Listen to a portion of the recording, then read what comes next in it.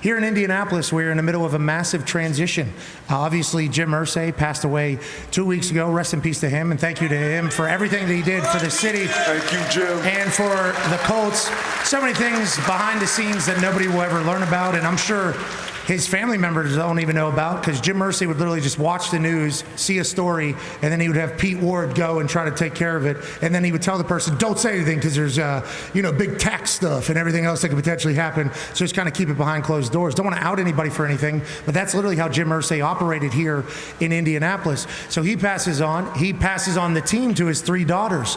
And we all wonder to ourselves, yes, these 3 ladies have grown up in the league. They've grown up around some of the greatest of all time at all the key positions in the sport of football and in the league of the NFL. When you talk about quarterbacking, they've had Peyton Manning here, they've had Andrew Luck here, they've had Bruce Arians here, they've had Clyde Christensen here, and the girls have been around all of them, talked to all of them, hopefully learned from them. When you talk about front office, well, Bill Polian was around for a lot of their developmental years where they were able to ask questions and learn from Bill Polian, who's a Hall of Famer in the general managing. And then I just mentioned a guy named Pete Ward. Pete Ward has been the CEO of the Indianapolis Colts, or the president of the Indianapolis Colts since they got here in Baltimore, has handled so many different deals and negotiations and seen the league come from one thing into this mega league that it is today. So when you talk about 3 girls that are potentially ready for the opportunity, I think the Irsay daughters would certainly be ready for the opportunity, but we have no idea how it's going to go. We saw one particular quote get sent around via Twitter, and basically everything they're saying right now is about how they're expecting to be the best. They're expecting this team to be great. They're expecting everything to get better than what it was. And she also talked about how some people have maybe made fun of her for wearing a headset on the sideline and have a play sheet on her arm, and how she's been in different various things. Her quote about that was, "How do you know who's making the mistake if you don't know what the hell is going on?" She basically said, I was wearing that headset so I could learn how these things all take place. She didn't play football growing up. She didn't get an opportunity to be in the huddle or in the meeting rooms, and she has tried to take every opportunity to catch up on all the information. She said sometimes people will say a wide receiver ran the wrong route. Well, what if actually the wide receiver was tagged the wrong route, and it wasn't the wide receiver's fault, it was either the quarterback's fault or the offensive coordinator's fault? She's been on the headset for the last 3 years. There's been a lot of people that have questioned it. But all she's done is taken notes, realized what people have done, gone to meetings, try to learn everything about it, so that when she inevitably becomes the owner like she is today, she can be confident in her role. Here's her speaking about the standard of the Indianapolis Colts, and I want to let the Irsay daughters know, the owners of the Colts, I love what you're doing here early to set the precedent. Mike, we are very confident. Having said that, I think, as my dad said before he passed, Chris and Shane know that they have things they need to fix. And, we talked about not micromanaging people, but also we have a standard here and it hasn't been good enough. And, winning is great, but I would even take it a step further in saying, we're really committed to being the best. And if we're the best, we will win games. And I think Chris and Shane are totally capable of doing that, and we're confident that they can. I love what she's saying. Listen, we want to be the best. We don't just want to be good. We don't just want to win games. We want to be the best. Chris and Shane know that they need to do better. What did you hear there, Darius J. Butler? Like you said, it was a little more to the quote that I heard, at least, and just her speaking out on what the standard is. Obviously, the standard is championships. And the long-term commitment, I don't think she made any long-term commitment to Shane and Chris. I think they could get it done as well. But look, it's standard is standard. You got to get it done. This city is looking for another championship and looking for to contend. Pat talked about the great quarterbacks that we have here. We haven't figured that quarterback situation out since Andrew Luck left. So that's step number one. If you don't have a quarterback, you don't have a chance. But they've been getting prepared. My last year playing here was 2017, and Carly was very hands-on then. So I'm sure she's more than prepared to take on this role. And they've made some great moves this offseason. They really opened up the checkbook, especially on that defensive side of the ball. Brought in Danny Dimes to compete.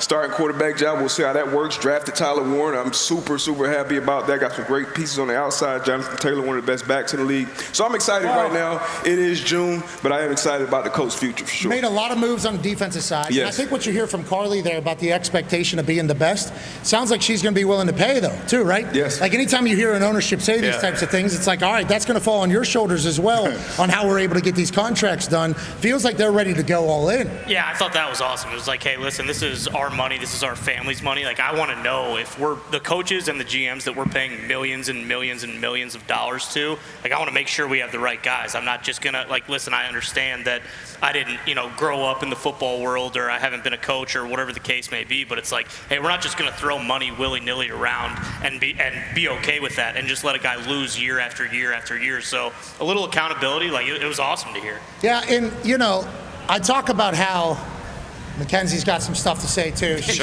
She can't censor herself. She's going to wait until it's just a digital. Sure. Smart. Let some Getting things started fly. early. She's going to be ready. Yeah, she does. She can play the piano a little bit. She bats on it. But whenever you talk about and this might be the wrong way to look at it, but I think whenever there's a new ownership or new management or anything like that, everything they do is setting a precedent. Everybody is watching everything that they're doing. Players, agents, coaches, front office, other teams, everything they say and do is going to be magnified because it's the first time they're doing anything. A guy exits the front office shortly after Carly gets in there. She starts talking about standards and what she wants. It's like, I think these are all great precedents that are being set by the Irsay girls who now take over the Indianapolis Colts. Yeah, I mean, they're saying all of the right things. Like when new ownership, and it's not exactly like new ownership because they were born and raised in all this, so they know what to do. Their dad taught them a lot, but they were saying all the right things. And I think setting the precedent and saying that, Chris and Shane Steichen, like, it hasn't been perfect yet. They believe in them. They said the same thing about AR. Like, his start hasn't been great yet, but they said they show belief. They're not giving up on anybody yet, but they're saying, like, hey, the clock is ticking. We need to get this done now. There's a couple times where Carly was giving an answer as Mackenzie has exited the stage. Good job, pretty girl. Yeah, give yourself a round of applause. She's awesome. That is so cool. Anytime I get to see her. What did you just mention there?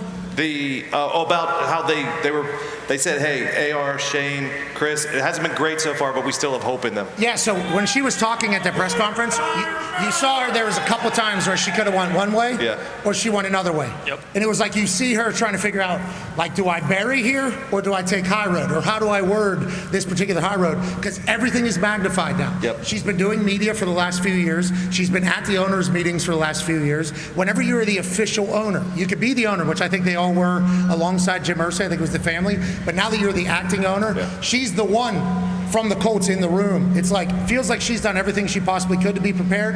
Got a lot of...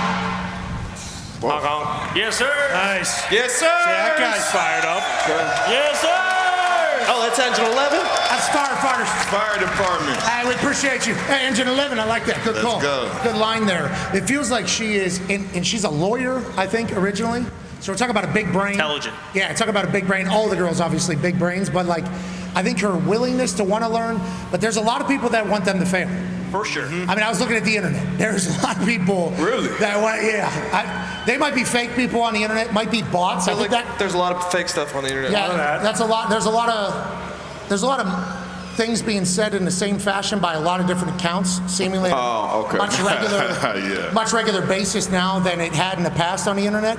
But nonetheless, there's people that are going to want them to fail. I think they know that as well. I think they understand the position they're in, and I think they're excited for it, Colin. Well, and if you're some of the players on the team too, like we're talking about them talking about Chris and Steichen, but if you're a player on the team that's been paid, you might have been comfortable last year, but now that there's new ownership and they're talking about getting, possibly having changes if things don't get better, then if you're Jonathan Taylor, I won't go there with Pittman, but if you're some of those guys who are vets, who are Ballard's guys, I mean, you guys talk about it all the time. They bring in a new GM.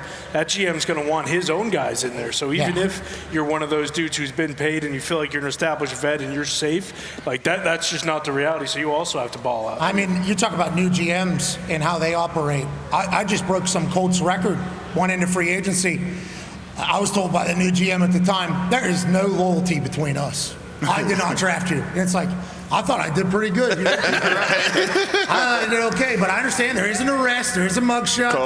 There are some tweets. I could see where you're coming from, but with that being said, I like this place. That was pretty good. You were in an office somewhere else whenever all that was happening, but they do. They have their own vision of the team. Chris Ballard and Shane Steichen, a lot of pressure this year. I think that's how we like it, but I think there's also a lot of high hopes because there's a lot of talent on that roster, and the Irsay family has paid a lot of people on that roster. So for them to continue to not make the playoffs and be a winning organization, I think we'll see that change.